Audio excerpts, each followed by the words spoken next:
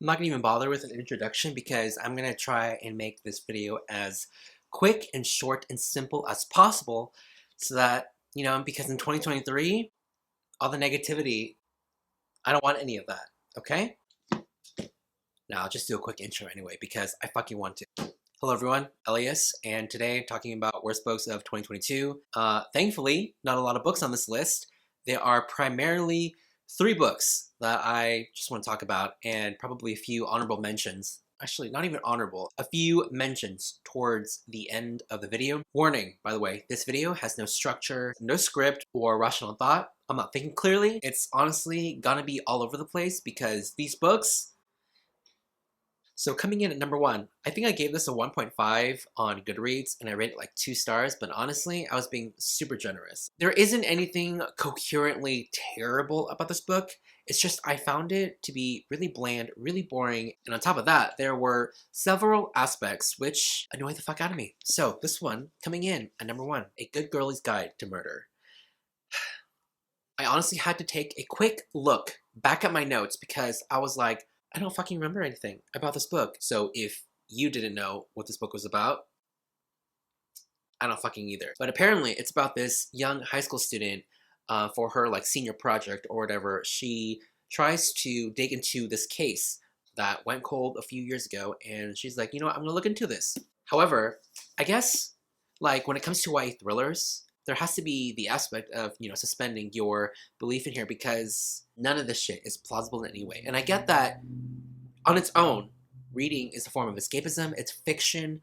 There are a ton of YA books in general where a 16-year-old saves the world, right? However, in this case, there are so many other YA thrillers that I have read that I have genuinely liked and enjoyed, that I found some semblance of believability to them, right? This one, in a nutshell, has none of that. You have this teenager who goes off on her own, who contradicts herself in like every single way and does like immoral things to get what she wants or needs, and she manages to solve a case that obviously the police or law enforcement couldn't, and a murder at that as well. Generally, I call the twist very early on in the book. However, that's not like my biggest issue or problem with this book. It's the characters and the way this book was written. And also, at the end of the day, I don't know whether it's commentary or not, we have this white girl solving a murder case, a person of color. So, we love to see it. The way the main character, what's her fucking name?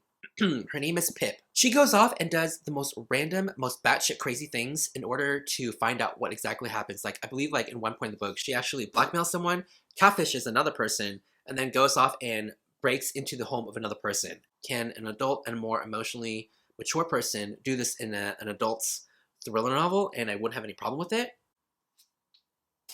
I don't know, I might be onto something here. But at the same time, can I also see a 16 or 17-year-old teenager doing this? Well, you know what? Point taken. I take it back. I think the thing that most annoyed me was that this teenage girl managed to get herself and go into these life-threatening situations and get away with it. Just asking the wrong, dangerous questions to like drug users, abusers, and just like bad people in general, and she just leaves without a scratch on her head and manages somehow to get all these answers from all these different people. I don't know, maybe they're disarmed by the fact that she's a teenage girl versus like law enforcement or whatever. I know that generally in this case, the police, law enforcement or whatever, they're incompetent when it comes to their job, right? And that's fine. But why would every other grown-up, all these like drug users and dangerous people just suddenly admit to all these questions that this little girl is asking them?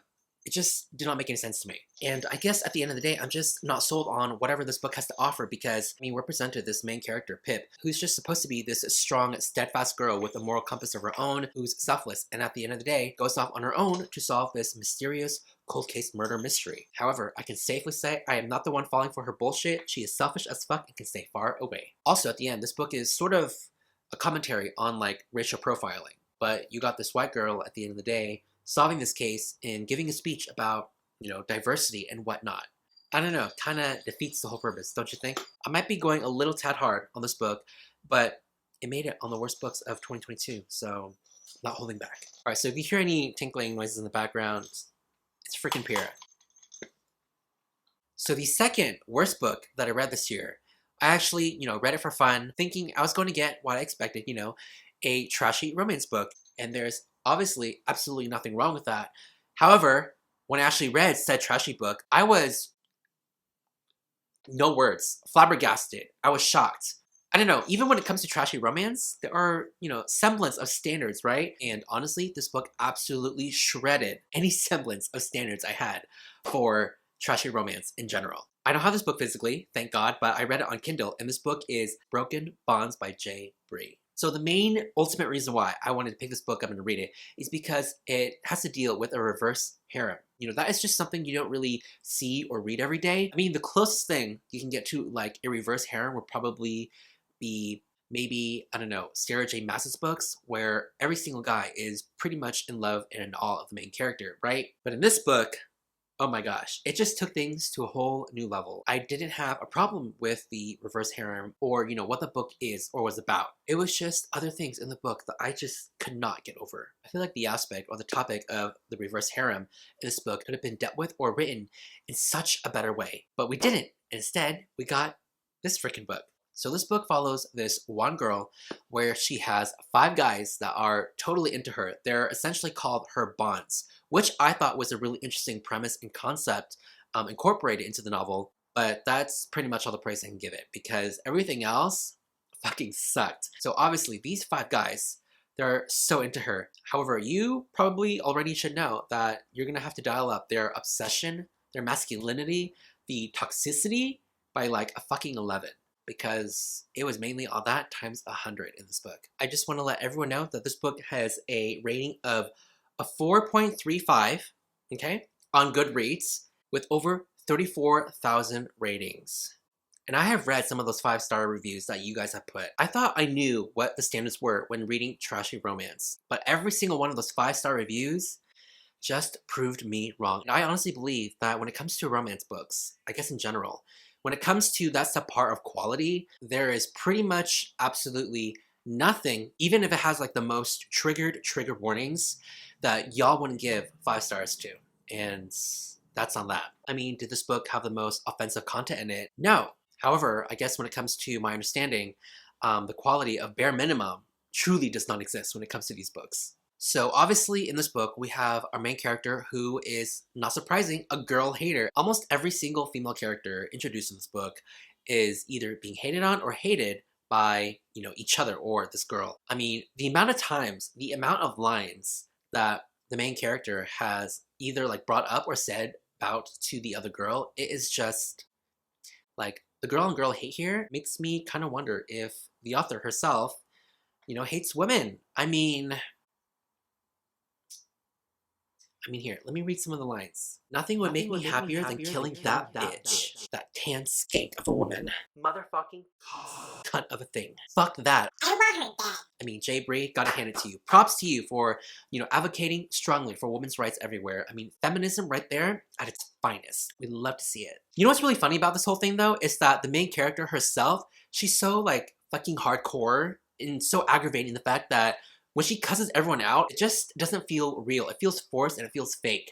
This girl is like 18 years old, she's going to college, but just from reading what she says about other people and about herself in general, I'm just like, girl, you're obviously not like other girlies because your brain obviously didn't fully develop like all the other girlies past, what, age 12? Like literally, oh my god, like the way she talked was so frustrating and so annoying to read from because it just sounded like a spoiled, immature, whiny brat. And it just wasn't a few instances in the book. It was honestly consistent, repetitive, and repeating all throughout the book to the point where I was like, oh my fucking god, thank God for these bonds that you have with these men because I'm pretty sure no one would ever put up with that. I mean, obviously, I guess I was wrong because 5 men did put up with that and they adore her for it. Speaking about the men, there isn't a single distinctional thing that I can even point out about them aside from like their looks, their different hair color. They're all fucking white. I mean, you can obviously tell a white person wrote this and God forbid that they include a person of color. And honestly, I kind of prefer it that way because if you're gonna write these characters the way that they are, I guess it's just, kind of best to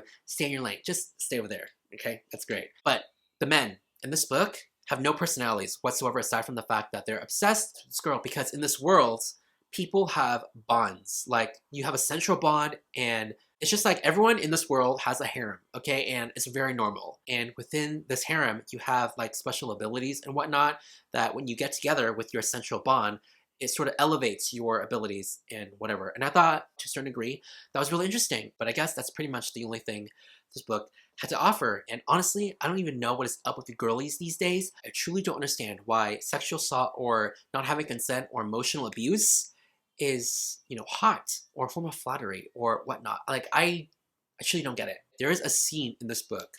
One of the guys literally like borderline sexually assaults her and nothing ever happens with that. Like, he's obviously the most troubled bad boy here, and I believe like he has his own book in like the last book of the series. There are 5 books obviously for each guy, and I'm just like, you guys are all really testing the waters here, aren't y'all? I don't know if you find romanticizing every single form of abuse there is within this book, from like financial to emotional to mental to physical, then this book might be for you. Actually, I'm not gonna even say that because I read it, so you didn't have to. There you go. I'm not gonna even talk anymore about this book because I've wasted enough time and energy in this book. But I guess I am the world's biggest liar and hypocrite because I not read just one book from the series. I read 3. Okay, anyways, we're gonna continue on and move on to the last and worst book in this video. So I feel like we are, you know, still going on that trend because the last and final book in this video, the absolute worst book I have read pretty much in my entire life, has to go to Things We Never Got Over, which, in a nutshell, is how I fucking feel about this book. I will literally never get over it because the time I spent, weeks. No matter how many times I skipped the smut scenes, it still took me fucking weeks to read and complete this book. Oh my god, where do I even begin? You know, I truly don't understand it. I don't get it. What's the deal with full-fledged adults, grown-ups, writing their characters who are in their 30s and 40s? 30s and 40s, ladies and gentlemen. 30s and 40-year-old, but they talk and banter with each other like they're fucking 16. And, you know, I get that when, you know, maybe it's like a kink or a fetish, whatever, that you want to be a baby or talk like it, but that's like private, you know? The relationship between these two, it's like public and out for everyone to see. The banter in here, the conversations, the dialogue between the two love interests.